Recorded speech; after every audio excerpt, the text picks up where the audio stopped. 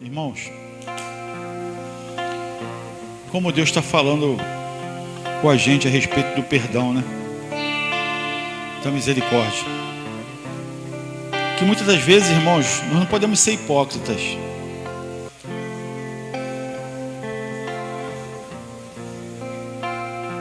Agora,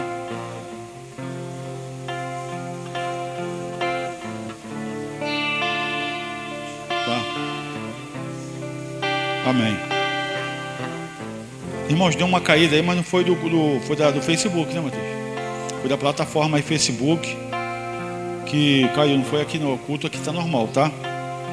Mas vamos dar continuidade. Se por acaso houver falha, vocês, por favor, avisem, tá? O culto está sendo transmitido ao vivo. Então, irmãos, muitas das vezes, voltando aqui à palavra, nós não podemos ser hipócritas. A Bíblia nos ensina, assim como Davi, assim como tantos outros, né? A missionária Cláudia trouxe aqui a respeito de Tito, a respeito de perdoar, de pedir perdão, né? E muitas das vezes, irmãos, isso tem acontecido em nossas vidas. Muitas vezes são tantos problemas, tantas lutas diárias, pessoas que a gente nunca fez mal e nos perseguem. E a gente muitas das vezes perdemos até a paciência com algumas pessoas. Mas muitas das vezes também, irmãos, a gente é cobrado da parte do Senhor, na sua própria palavra, que no qual nós pregamos aqui. E eu quero desde já, agora, pedir aos irmãos, perdoa-me. Perdoa se eu ofendi alguém, tá? Se eu fiz algum mal a alguém, me perdoa. Eu quero pedir perdão do mais profundo do meu coração a qualquer pessoa que se sentiu ofendida comigo, com o pastor Marcos. Eu represento a minha família. Ou se alguém da minha família, tá, ofendeu a você, ou você ficou muito chateado conosco. Mas eu tenho certeza, irmãos, que eu não tenho guardado mágoa de ninguém. Eu peço a você, eu quero liberar o meu perdão, liberar o meu coração, declarando aqui: me perdoa. Eu sei que sou falho. Eu sei que tem muitas coisas ainda que eu preciso acertar. Eu sei que tem muitas coisas ainda que a minha família precisa acertar. Porque nós pregamos a palavra de Deus. A palavra de Deus, ela não é brincadeira. Porque a palavra do Senhor, irmãos, ela diz que de Deus não se zomba. E quando a gente prega uma coisa que faz outra, nós estamos zombando de Deus. E nós temos esse temor guardado em nosso coração. Então a gente não pode ser hipócrita. A gente tem que fazer também, não só falar, mas também praticar o perdão. Amém? Vamos abrir nossas Bíblias, irmãos. Lá no livro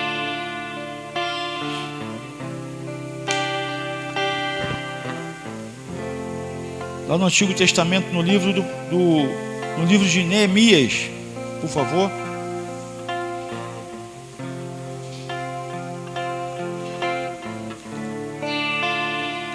Neemias, irmãos, era um reformador espiritual e político, tá? É contemporâneo de Esdras, tá? E Neemias, ele participou, né, do cativeiro babilônio, né, que foi na época do Artaxerxes I. Eu quero compartilhar com os irmãos lá em Neemias, no livro de Neemias, no capítulo 1, por favor. E peço aos irmãos que compreendam uma coisa, que quando nós lemos a Bíblia relatando algo que aconteceu no passado, né? Porque bem no nosso passado, você vê aqui, Neemias foi no Antigo Testamento. Eu não sei quantos anos ela, nem pesquisei, mas deve ter sido aí 500, 600, 700 anos, né? Antes de Cristo. Foi bem para trás, né? Que depois de Malaquias, o Senhor, segundo historiadores, ficou 400 anos sem fazer contato com o povo. O Senhor ficou em silêncio, né? Então deve ter sido mais ou menos nessa época, 400, 600, 700, 500 anos, não sei. Por aí, irmão, mais ou menos por aí. Então foi uma data histórica para o povo de Israel. O povo foi muito humilhado. O povo de Israel foi muito perseguido, irmãos. O povo de Israel era um povo muito teimoso, um povo muito com coração de pedra, um povo de um coração difícil de converter verdadeiramente a Deus. E Neemias, Deus separou esse homem, esse reformador espiritual, usou ele como homem de Deus e também como político da parte do Senhor. Amém? Vamos ler? Todos abriram? Neemias, capítulo 1, verso 1. A oração de Neemias. Olha isso, irmãos. As palavras de Neemias, filho de Acalias. E sucedeu no mês de Quisleu, no ano 20º, estando eu em Suzã, a fortaleza, que veio Hanani, um de meus irmãos, ele e alguns de Judá.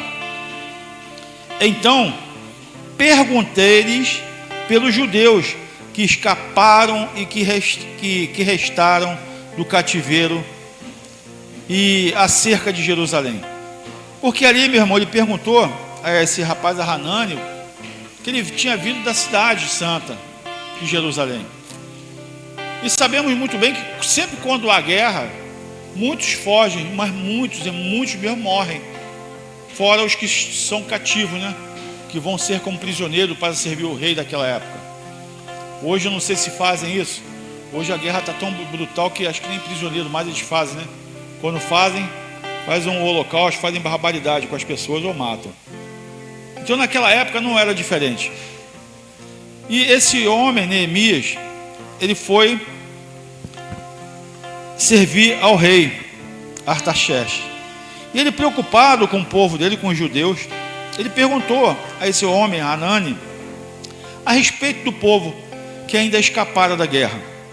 Lá no versículo 3 diz assim: e disseram-me, os restantes que ficaram do cativeiro lá na província estão em grande miséria. Olha isso, irmãos, e desprezo. O muro de Jerusalém está fendido e as suas portas queimadas a fogo. E sucedeu que, ouvindo eu estas palavras, olha isso, Neemias, quando ouviu essa palavra desse jovem, desse homem, Hanani, olha o que aconteceu. Sucedeu que, ouvindo eu, Neemias falando, estas palavras, assentei-me e chorei, e lamentei por alguns dias. Estive jejuando e orando perante o Deus dos céus. E disse, aí ele vem com a oração: ah, Senhor Deus, Deus dos céus, Deus grande e terrível, que guarda a aliança e a benignidade para com aqueles que o amam e guardam os seus mandamentos. Estejam, pois, atentos os teus ouvidos e os teus olhos abertos, para ouvires a oração do teu servo, que eu hoje faço perante ti, dia e noite, pelos filhos de Israel, teus servos, e faço confissão pelos pecados dos filhos de Israel, que temos cometido contra ti. Também eu e a casa do meu pai temos pecado. De todo nós corrompemos contra ti e não guardamos os mandamentos, nem os estatutos, nem os juízos que ordenaste a Moisés, teu servo. Lembra-te, pois, da palavra que ordenaste a Moisés, teu servo, dizendo: vós transgredireis e eu vos espalhareis entre os povos, e vós vos convertereis a mim, guardarei os meus mandamentos e os cumprireis, Então, ainda que os vossos rejeitados estejam nas extremidades do céu, de lá os ajuntarei e os trarei ao lugar que tenho escolhido, para ali fazer habitar o meu nome. Eles são teus servos e o teu povo, que resgataste com a tua grande força e com a tua forte mão. Ah, Senhor, estejam, pois, atentos os teus ouvidos à oração do teu servo e à oração dos teus servos, que desejam temer o teu nome. Faze prosperar hoje o teu servo e dá-lhe graça perante este homem. Então era eu copeiro do rei. Olha, irmão, que coisa linda. Neemias se compadeceu do povo, dos seus irmãos, que estavam passando necessidade lá em Israel, por causa da guerra. E muitos ainda estavam lá, porque não tinha para onde ir. Mas ele diz ali na oração, ele declarando ao Senhor, pedindo perdão a Deus. E não só por ele, pelo pai, pelos parentes e pelos irmãos. Irmãos estes que ele está dizendo, o povo de Israel, que transgrediram os mandamentos, que fizeram tudo errado, não aquilo que o Senhor tinha ordenado, conforme Moisés orientava o povo. O povo transgrediu verdadeiramente, né, a Deus. E ele ali reconhecendo que por causa disso, o povo de Israel estava pagando agora, né, por todo o pecado que havia cometido contra Deus. Mas ele pedindo a Deus, Senhor, me dá mais uma oportunidade, para que eu possa restaurar, para que eu possa reunir o povo novamente, para que nós venhamos ser um povo adoradores do único e verdadeiro Deus, o Deus dos céus. Perdoa-nos, Senhor. Atenta para a minha oração, porque somos pecadores verdadeiramente, somos falhos. E eu reconheço, eu estou aqui orando pelos meus irmãos que estão agora lá abandonados, passando fome, necessidade de frio, sendo perseguidos, sede e tudo mais. E ali, meu irmão, minha irmã, se você for ler o contexto, depois dessa história, o próprio rei Artaxerxes perguntou a Neemias por que ele estava se sentindo tão mal. Ele sendo um homem tão alegre, tão feliz, que ele era copeiro do rei, irmãos. Copeiro, irmãos, era um cargo muito importante naquela época. Acredito eu que há alguns países, principalmente que tem a monarquia, né, ditaduras aí, esses países existem copeiros. Copeiros é aquele que, antes de servir ao rei, primeiro ele experimenta a bebida, o alimento, porque se estiver envenenado, quem morre não é o rei, quem morre é ele. Compreenderam? Amém? Então é um cargo de muita importância, de muita responsabilidade. Então ele tinha um certo apreço com o rei. O rei confiava muito naquele homem. E ele contou para o rei tudo isso que haviam falado para ele. Se o rei poderia liberá-lo para ele fazer esse feito, para acudir os irmãos deles que estavam passando por situações críticas. Então, irmãos, hoje nós queremos chegar, para não prolongar essa história. Depois você lê o livro de Neemias, que você vai entender melhor. É necessário ler. E ali, irmãos, mesmo assim, ele conversando com o rei preocupado. Você vai demorar muito? Quanto tempo você vai ficar lá? Você precisa de quanto tempo? Inclusive até a própria rainha, que era a esposa do rei, ficaram preocupados. Que olha que carinho que eles tinham, né, com Neemias. Leia o contexto para vocês entenderem. Mas acima de tudo, irmãos, Neemias, compreenda isso, por toda aquela dificuldade que ele estava passando, que ele passou, preocupado com os seus irmãos, ele era cativo, ele era escravo, ele tinha que servir ao rei, e sem pagamento, mas ele tinha uma certa confiança com aquele rei, que o rei liberou ele para cuidar dos irmãos, para cuidar da cidade dele. O próprio Deus incomodou a Neemias, que quando é Deus, irmão, no negócio, as coisas acontecem para o melhor. E muitas das vezes Deus usa um único homem, uma única mulher, para resgatar o povo de Deus que está espalhado, né? Que está afastado, que está dividido. Usa um jovem. Deus usa, mas olha só, Neemias orando ao Senhor. Senhor, eu sei que sou pecador, eu sei que sou falho, meu pai foi falho, minha mãe, minha família, somos falhos. O povo é falho com o Senhor. Mas antes disso tudo, repararam que no começo dessa história, Neemias chora. Pranteou muito, ele chorou muito, ficou em jejum. Depois que ele veio fazer a oração, ele se arrependeu do mais profundo do coração. Depois ele orou ao Senhor.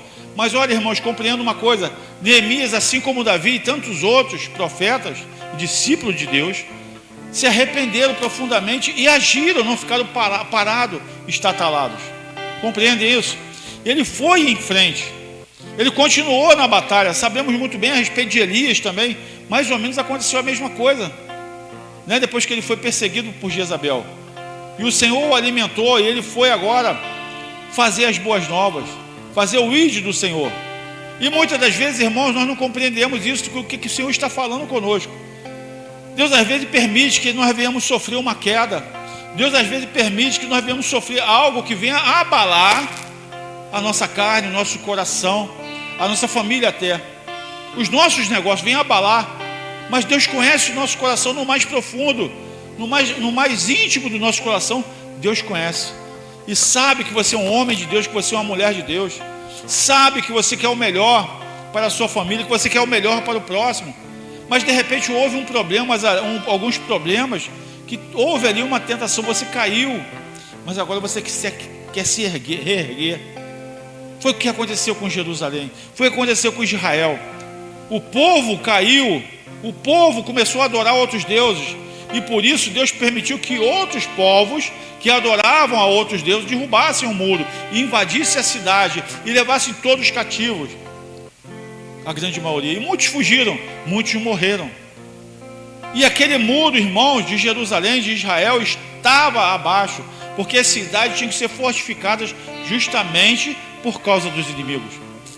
E aquelas pedras foram jogadas, e houve brecha, e o muro estava embaixo, e o povo agora era escravo, era mendigo, estavam agora passando necessidade. E Neemias foi lá, irmãos, pegou o material que tinha necessidade para pegar. A Bíblia diz que você for ler aqui, nesse contexto, que ele foi a cavalo, um animal de montaria, e ali, ele quando chegou lá, ninguém sabia que ele tinha chegado. Ele chegou à noite, e quando ele viu toda aquela situação de Israel, ele se entristeceu muito. Até que ele conseguiu reunir o máximo de pessoas, e ali começaram a reconstruir o muro, a reconstruir a cidade.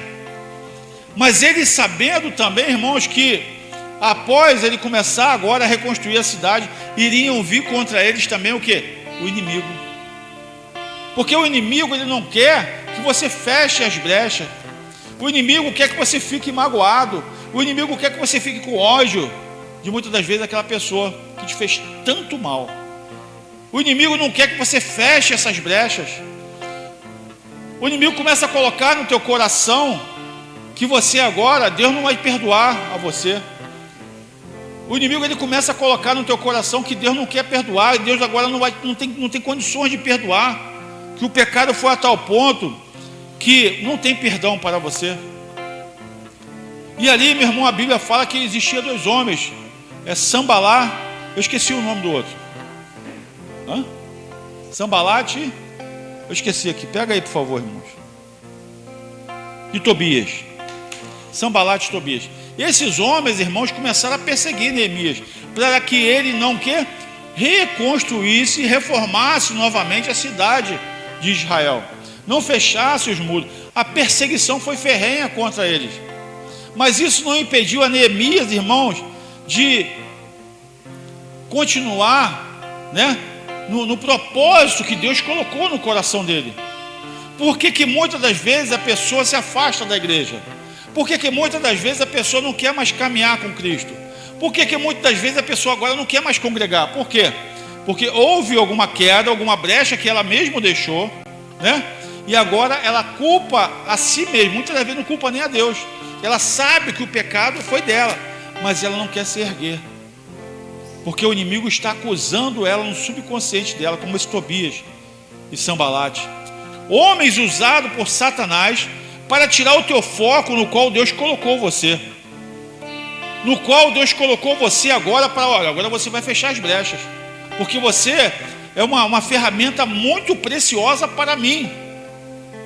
E Deus, irmãos, tem falado isso para os crentes, tem falado isso para o homem, para a mulher de Deus, como está falando conosco esta noite. Você que de repente está afastado por algum motivo qualquer, irmãos, se afastou do caminho do Senhor. E o inimigo, usando esses nomes, Tobias e Sambalate, usando isso para colocar no teu coração a tristeza, para que você não venha voltar mais à presença do Senhor. Vem bater em você um desânimo. E Deus está falando para você: eu quero te usar. Você é precioso para mim, você é precioso na minha obra. O tempo está passando, não perca mais tempo. E isso aconteceu, irmãos, com Neemias e com tantos outros. Aleluia. Irmãos, Neemias sentou e chorou, mas depois orou e jejuou.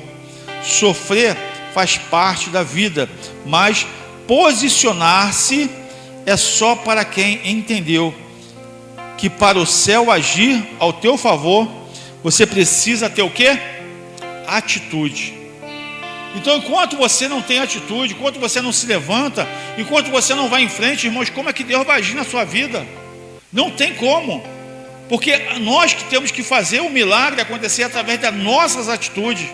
Eu lembro muito bem que quando o Senhor Jesus foram chamar, a Marta e Maria foram chamar ao Senhor Jesus, e ele demorou 4 dias até chegar para socorrer um grande amigo dele chamado Lázaro. Todos conhecem essa história. E quando ele chegou lá, já havia 4 dias que Lázaro havia morrido.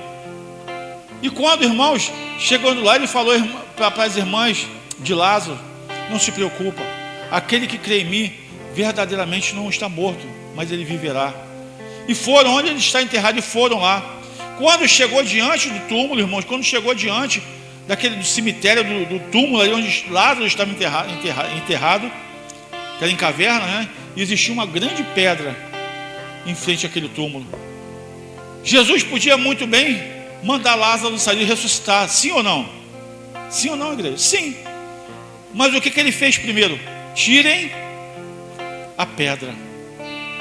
Porque ele queria ver diante dos próprios olhos dele, qual era a fé, qual era o tamanho, qual era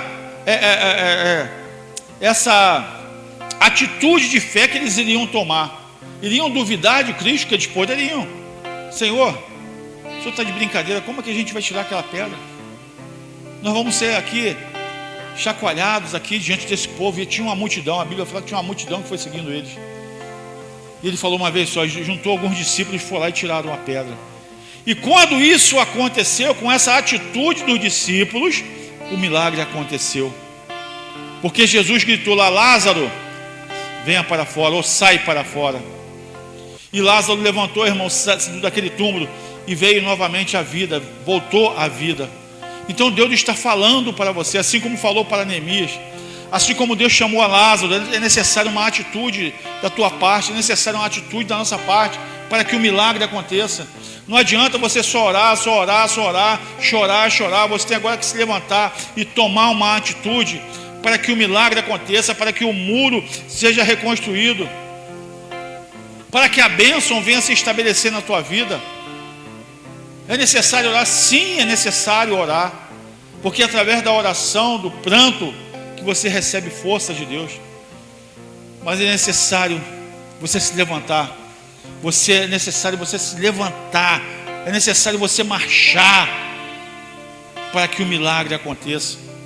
Lembra-me muito bem, segundo a Bíblia nos ensina, que quando Moisés veio com todo aquele povo lá do Egito, chegaram de frente ao mar, porque eles não tinham como ir para outro lugar, porque um lado da montanha tinha inimigos, do outro lado inimigos também. Faraó estava vindo com os inimigos na retaguarda dele, por trás. E quando ele deparou de frente ao mar, o que o Senhor falou para ele? Moisés, marche. Não foi assim? Então Deus está falando para você essa noite: marche, toma uma atitude, toca nas águas. A Bíblia fala que, irmãos, a água abriu, ficou uma parede de um lado, uma parede do outro, e o povo passou no meio daquele mar. Quantas vezes se levanta, né, um mar, muros para nós construirmos em nossa vida, e nós ficamos estatalados, achando que não vamos conseguir. E Deus está falando, irmãos, com cada um de nós. Não podemos parar, temos que perseverar. Quantas lutas nós vamos enfrentar mesmo. O inimigo, ele vai se levantar, irmãos. O crente, ele tem um alvo nas costas e na frente, não adianta. O inimigo, ele faz de tudo para desanimar. O inimigo, ele faz de tudo para tirar a tua fé. O inimigo, ele faz de tudo para você parar, porque ele sabe que Deus é contigo. Mas Deus, muitas das vezes, ou a maioria das vezes, ele nos prova para saber se nós somos com eles ou não, porque Deus é com a gente. Deus não abandona, irmãos, a nenhum de nós. Mas será que você tem sido com Deus? Será que você tem sido verdadeiramente aquilo que você prega? Será que você tem sido verdadeiramente aquela pessoa que diz que ama a Deus, mas faz tudo ao contrário? Será que você tem sido esse tipo de pessoa? Ou você é aquele tipo de pessoa que fala e faz? O Senhor é comigo, eu vou de repente, nem naquele dia, ou naquela semana, ou naquele mês, ou naquele ano, de repente não vou nem conseguir a vitória, mas Deus é comigo. Deus é comigo, Ele não vai me abandonar. Deus está me dando a força necessária para que eu possa continuar. Assim como Neemias foi no rei e pediu as madeiras necessárias pediu cartas para poder passar em certos lugares, porque naquela época tudo tinha que ter carta do rei. E o rei concedeu a ele, ele passou. Ele foi em frente, tinha inimigos de todos os lados querendo parar Neemias, mas ele não parou. E Deus hoje está dando oportunidade para você se reconciliar com Deus, no sentido de você tomar uma atitude, não ficar de cabeça baixa, não ficar se entregando às vozes do inimigo que vem sobre a tua vida, que vem sobre você, que vem sobre a igreja do Senhor. Que essas guerras espirituais, irmãos, estão em todos os lados, porque a Bíblia assim nos fala. O inimigo, ele vive o quê? Ao nosso derredor. Ao derredor por quê? É sempre o contrário, né? Nós estamos a favor de Cristo, no caminho do Senhor. O inimigo, ele vem ao contrário, ao nosso derredor, querendo nos parar. Tem aqui aquele filme daquela série, né? Dos peixinhos, né? E que o inimigo, ele vem assim. Nós temos que ir em direção a Cristo. Vai vir milhares contra nós, mas você vai em direção a Cristo. O inimigo está ao teu derredor, procurando uma brecha para entrar, mas você vai em um caminho de Cristo. Vai vir lutas, vai vir batalha, você está no caminho de Cristo. Você tem que perseverar na tua fé. A maior arma contra o inimigo é a nossa fé. Essa é a maior arma. Perdão é fácil para Deus. Isso é fácil, irmão. Deus perdoa. Mas nós temos que tomar atitude, como Neemias tomou.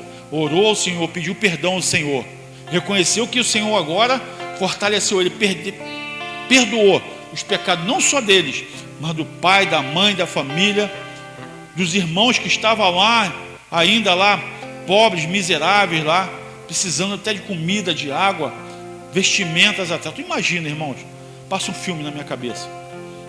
Imagina aquele povo lá, os conterrâneos dele lá, passando sufoco, ele no bem bom, copeiro do rei, né? Estava bem tranquilo. Por que ele foi fazer isso? Porque foi um chamado de Deus.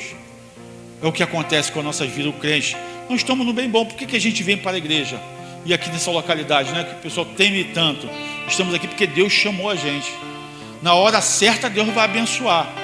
E aquelas pessoas que adentrarem por essa porta serão mais abençoadas ainda. Porque nós temos que crer, irmãos. Crer não é simplesmente falar. Crer é necessário perseverar. É necessário tomar uma atitude, assim como Neemias tomou. É necessário, porque se você não tomar uma atitude, você ficar olhando para o mundo e acompanhando o mundo, você vai de mal a pior, irmão. Os inimigos estão ali, falando para você que nada, não vai conseguir não. Neemias, você está sozinho, Neemias, não vai conseguir.